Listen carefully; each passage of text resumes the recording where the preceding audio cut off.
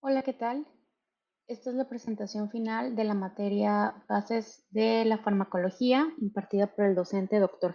José de Jesús Manríquez Torres y su servidora Claudia Kemi Vega Cáceres. Bien, para comenzar esta presentación acerca del sistema LADME, es importante reconocer la importancia del efecto terapéutico. Para lograr producir ese efecto terapéutico, el medicamento debe alcanzar su lugar de acción y este debe de poseer la cantidad adecuada y en el tiempo determinado. Es por ello que, en consecuencia, el efecto farmacológico va a depender del conocimiento del principio activo en el organismo en igual medida que de la cantidad administrada.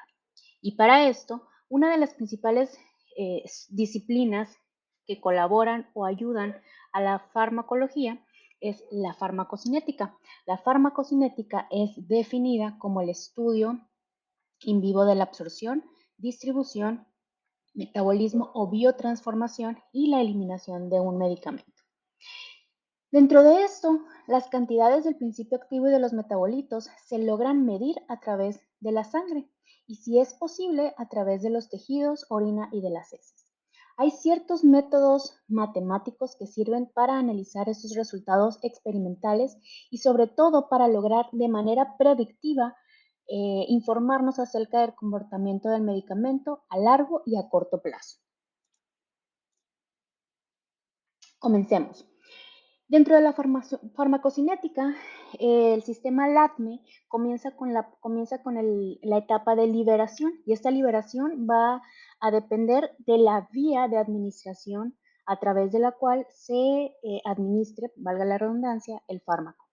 Posteriormente tendremos la absorción, distribución, biotransformación y la eliminación de dichos fármacos.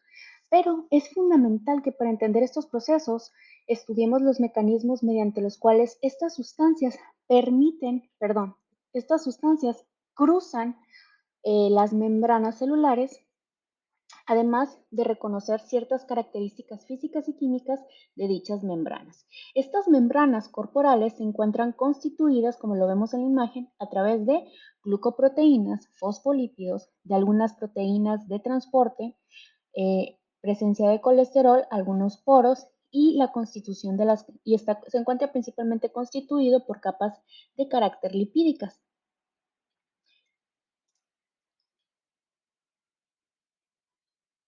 Dentro de las características o propiedades más importantes que debemos de reconocer dentro de los fármacos, es que estas son en su mayoría ácidos o bases débiles que se encuentran en solución de manera o de forma ionizada y no ionizada. Las moléculas no ionizadas son reconocidas como liposolubles y se difunden con facilidad a través de la membrana celular. Además, tenemos algunas que son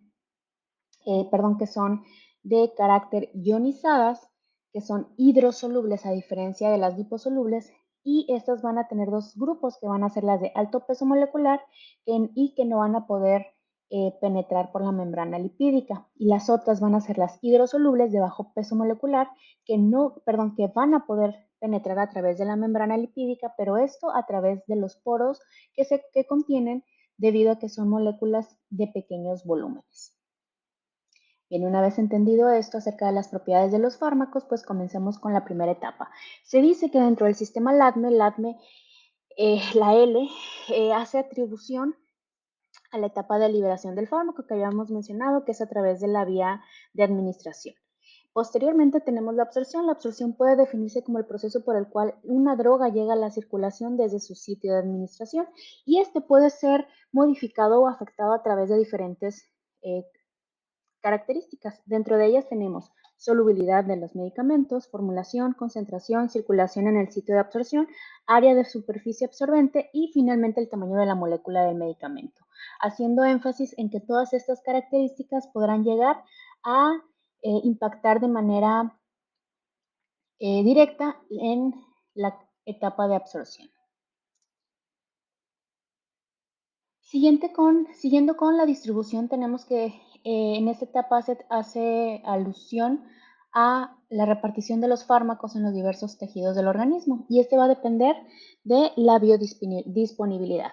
La biodisponibilidad va a ser la cantidad de medicamento que logra llegar a la sangre después de su sitio de administración y este se va a encontrar disponible para ser distribuida hacia las diferentes partes del organismo. Ahora, ¿qué tipo de factores van a lograr modificar esta distribución? Van a ir desde el tamaño del órgano, flujo sanguíneo del tejido, unión a proteínas plasmáticas, solubilidad del fármaco y finalmente el volumen de distribución. Siguiendo con el metabolismo, tenemos que este hace,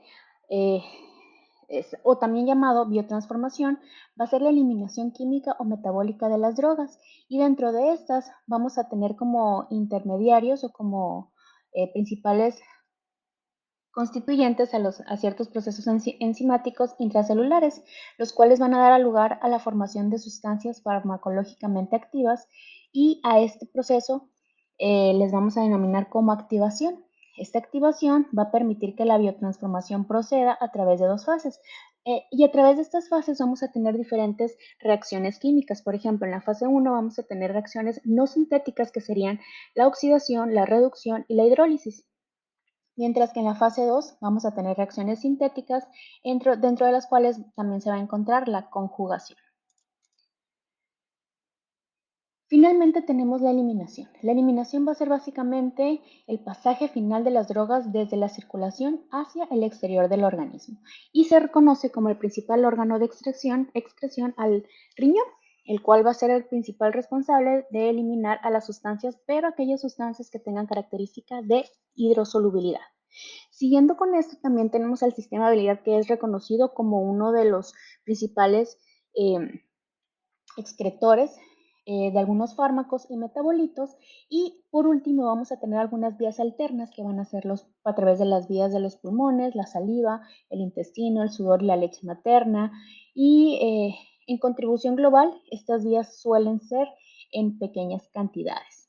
Y finalmente les muestro un pequeño diagrama acerca de otras vías alternas que pueden resultar de gran ayuda para la excreción o eliminación, como la secreción tubular, resorción tubular, glomerular, la vía renal, salival, hepática y entre otros. De manera concluyente, este artículo científico que encontré acerca de los cambios eh, en problemas cardíacos a través de la farmacocinética. Este estudio es una revisión sistemática que trata de estudiar los diferentes cambios clínicos farmacocinéticos bajo congestión o falla cardíaca. El objetivo de este estudio básicamente nos habla de mejorar esta insuficiencia cardíaca congestiva a través de encontrar la dosis óptima que ajuste al fármaco y al fármaco adecuado, haciendo énfasis en las diferentes características del paciente y obviamente hablando sobre diferentes o mínimos efectos adversos. Y para ello nos muestran algunos datos clínicos, nos muestran algunos estudios con algunos fármacos como es la lignocaína, la quinidina, aminopirina, entre otras, ¿no? Y básicamente con esto nos comienzan a dar como un estudio bibliográfico acerca de lo que hay, de los estudios que ya han sido realizados para lograr evaluar algunos parámetros y esos parámetros los logran adecuar a las cantidades adecuadas y a las dosis óptimas de acuerdo al paciente para evitar o para tener los mínimos efectos adversos. Y finalmente, este estudio concluye que todos los cambios de parámetros farmacocinéticos deben de ser considerados, como los que mencioné anteriormente a través del sistema LATME, y esto con el fin de tener mayor contribución terapéutica y estrecha acerca de los medicamentos, en el caso de la digoxina, que es la que muestran en esta tabla número 2, y además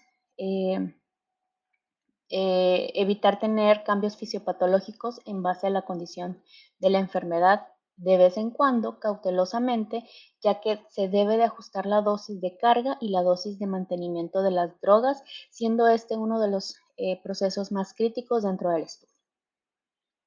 Y esto sería como parte de la conclusión general del el sistema LADME en contribución con el artículo evaluado, pues tenemos que el conocimiento de las principales funciones dentro de la farmacocinética permite al área de profesionales de la salud a realizar un ajuste de la dosis de manera rápida y exacta.